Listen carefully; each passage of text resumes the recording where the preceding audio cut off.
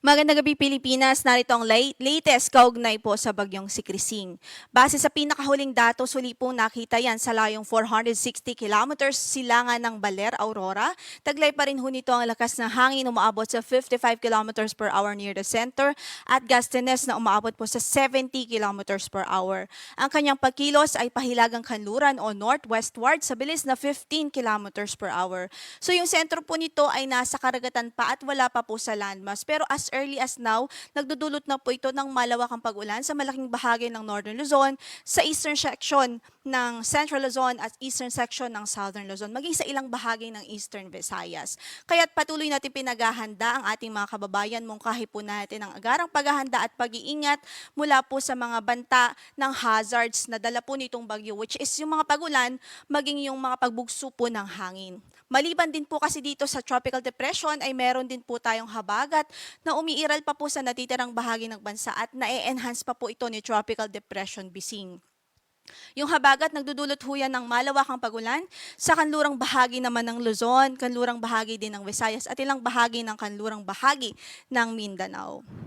At i-discuss naman po natin ngayon ang signals. Nakataas po ang signal number 1 ngayon sa Batanes, Cagayan kasama ang Babuyan Islands, Isabela, Apayao, Abra, Ilocos Norte, Ilocos Sur, Kalinga, Mountain Province, Ifugao, Mountain Province, Ifugao, Benguet, La Union, Quirino, northern portion ng Aurora.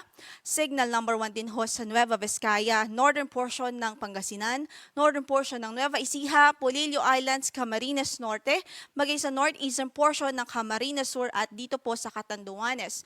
So sa mga nabanggit nating lugar, meron pa rin pong 24 to 36 hours na lead time para po totally ay makapaghanda tayo at makapag-prepare tayo sa paparating po na bagyo. Pero sabi ko nga, as early as now, nagdudulot na nga po ito ng mga pag-ulan. So in terms of wind impact lamang po o yung lakas ng hangin, ang nilalagay po natin o tinutukoy po natin sa signal o tropical cyclone wind signal. Samantala, pag-usapan naman natin yung magiging track po niya based na rin ho sa ating latest na bulletin. So in the next 24 hours, may posibilidad po na mag-landfall ito sa Cagayan Province. So base po sa ating forecast na nananatiling may chance ang mag-landfall ito sa Cagayan Province, sa northeastern portion ng Cagayan Province. So makikita nga po natin, northwestward pa rin yung kanyang magiging movement. At kung makikita po natin at paalala pa rin natin sa ating mga kababayan, kahit hindi po totally nakalagay sa ang inyong lugar sa sentro o track nitong bagyo, nakikita nga po natin meron tayong tinatawag na probability cone.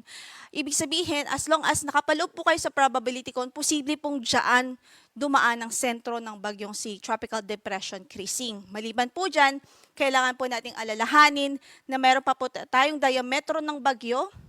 So hanggat sakop po kayo ng diametro ay magkakaroon po tayo ng signal at posibleng maapektuhan ng pagbugso ng hangin dulot ni Tropical Depression Krising. And sa nakikita din po natin, based on our forecast, tomorrow morning, posible po na mag-intensify pa o lumakas pa itong bagyo into tropical storm category. Samantala, in the next 48 hours, nakikita nga po natin, posibleng nasa labas na po ito ng ating area of responsibility. But during this time, possible din na meron pang signal sa ilang bahagi ng Northern Luzon dahil posible na ang kanyang diametro ay makakaapekto pa rin sa kanlurang bahagi ng Ilocos Region. Ngayon din, in the next 72 hours, ina-expect natin na sa layon na po ito ng 765 kilometers kanluran ng Itbay at Batanes or outside the area of responsibility. And in the next 4 days, posible po ay mas malayo na po ito at wala na po itong direktang epekto sa atin. Nasa typhoon category siya. So mag-i-intensify pa siya as it passes the landmass. So paglabas po niya ng landmass, posible po na mag-intensify pa itong bagyo. Samantala, in-effect pa rin ang ating weather advisory sa malaking bahagi ng bansa. So, posible po yung 100 o yung more than 200 millimeters of rainfall dito sa Cagayan Province at Isabela. Ngayong gabi po yan hanggang bukas ng gabi. So, in the 24-hour period, posible yung mga malawakang pagbaha dito sa nabanggit nating lugar. Yun po yung mga naka-red shade areas. Samantala, 100 to 200 millimeters of rainfall din ang posibleng ma-experience ng mga pagulan dito sa Nueva Vizcaya, Aurora, Rizal, Quezon, Camarines, Aurora, Quezon Province, Camarines Norte, Camarines Sur sa Occidental Mindoro dahil naman sa habagat o southwest monsoon, sa Palawan, Antique, dito po sa Guimaras, Iloilo, maging sa Negros Occidental. Habang 50 to 100 millimeter of rainfall naman ang pwedeng maitala sa natitirang bahagi pa ng Cordillera Administrative Region, sa Ilocos Region, sa Zambales, Bataan, Bulacan, Pampanga, at maging dito sa Metro Manila by today din ho yan, ngayong gabi hanggang bukas ng gabi, sa Cavite, Laguna, Batangas, Oriental Mindoro, Romblon, Masbate, Albay, Catanduanes, Sorsogon, Northern Samar, Eastern Samar, Samar Province at Biliran, sa Aklan, Capiz, Cebu,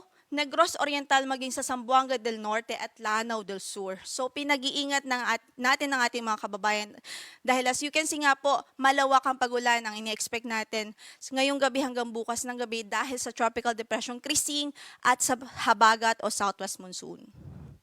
Samantala, bukas naman o Saturday evening, tomorrow evening to Saturday evening, posible pa rin ang 200 millimeters of rainfall o higit pa, more than 200 millimeters of rainfall dito po sa Ilocos Norte at Apayao dahil pa rin po sa epekto ni TD Krising. Samantala, 100 to 200 millimeters of rainfall naman ang pwedeng maranasan sa Batanes, Cagayan, Kalinga, Abra, Ilocos Sur, Mountain Province, sa La Union, Benguet, Pangasinan, Zambales, Bataan, Cavite, Batangas, Occidental Mindoro, maging sa Antique. Habang 50 to 100 millimeters of rainfall naman ang pwedeng maranasan pa rin sa Isabela, Ifugao, Nueva Vizcaya, Nueva Ecija, Bulacan, Tarlac, Pampanga, Rizal, at maging dito po sa Metro Manila, Quezon Province, Marinduque, Oriental Mindoro, Romblon, Palawan, Aklan, Capiz, Iloilo, Guimaras, Negros Occidental at Negros Oriental. By Saturday evening to Sunday evening, hindi pa rin natin inaalis ang tsansa ng matitinding pag-ulan o potentially ay malakas pa rin ng mga pag-ulan dito sa Zambales at Bataan, maging sa Occidental Mindoro, dulot naman po ito ng habagat o southwest monsoon, habang 50 to 100 millimeters of rainfall naman sa Ilocos Norte, Ilocos Sur, Pangasinan, Tarlac, Pampanga, Bulacan, at dito sa Metro Manila, Cavite, Laguna, Batangas, at Oriental Mindoro. Again, inuulit po natin, patuloy po tayong maghanda at mag-ingat ho sa mga banta ng pagbaha dahil sa halos patuloy na mapag-ulan, dulot po ni TD Krising o Tropical Depression Krising at ng Southwest Monsoon. So posible din ang strong to gale force winds today dito po sa Batangas, Quezon, rest of Bicol Region, Mimaropa, Visayas, Zamboanga del Norte, Camiguin, Surigao del Norte, Dinagat Islands, Davao Occidental, Davao Oriental at Sarangani. Habang bukas, posible yung ganong hangin o pagbugso ng hangin sa Bataan, Metro Manila, Calabarzon, Bicol Region, Mimaropa, Visayas, Zamboanga Peninsula, Basilan, Sulu, Tawi-Tawi, Misamis Occidental, Lanao del Norte, Camiguin, Surigao del Norte, Dinagat Islands, Davao Oriental at Davao Occidental. Habang by Saturday, sa Metro Manila, Central Luzon, Calabarzon, Mimaropa, Bicol Region, Visayas, Zamboanga Peninsula, Misamis Occidental, Lanao del Norte, Camiguin, Dinagat Islands, Davao Occidental at Davao Oriental. Ito po yung mga lugar na pwede pong makaranas ng mga pagbugso ng hangin, epekto ng southwest monsoon o habagat. So, apart po ito o outside po doon sa signal, sa mga lugar na may signal, meron pa rin ibang mga lugar na pwede makaranas na pagbugso na pong hangin dahil naman sa southwest monsoon o habagat. Samantala, may storm surge warning po tayo na in effect dito po sa provinces po ng Cagayan, Ilocos Norte, Ilocos Sur, maging sa Isabela dahil po yan sa bagyo. So, posible ang 1 to 2 meters na taas ng alon doon.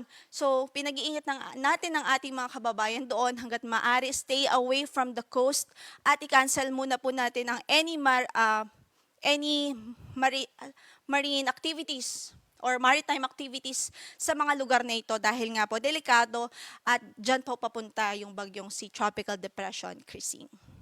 Yan muna ang latest mula dito sa Pag-asa. Ang next bulletin po natin is 5 a.m. in the morning. So magbibigay po tayo ng panibagong update at mga kaganapan sa bagyong si Tropical Depression Krising. Yan po muna ang latest mula dito sa Pag-asa. Ito po si Lori de la Cruz Galicia.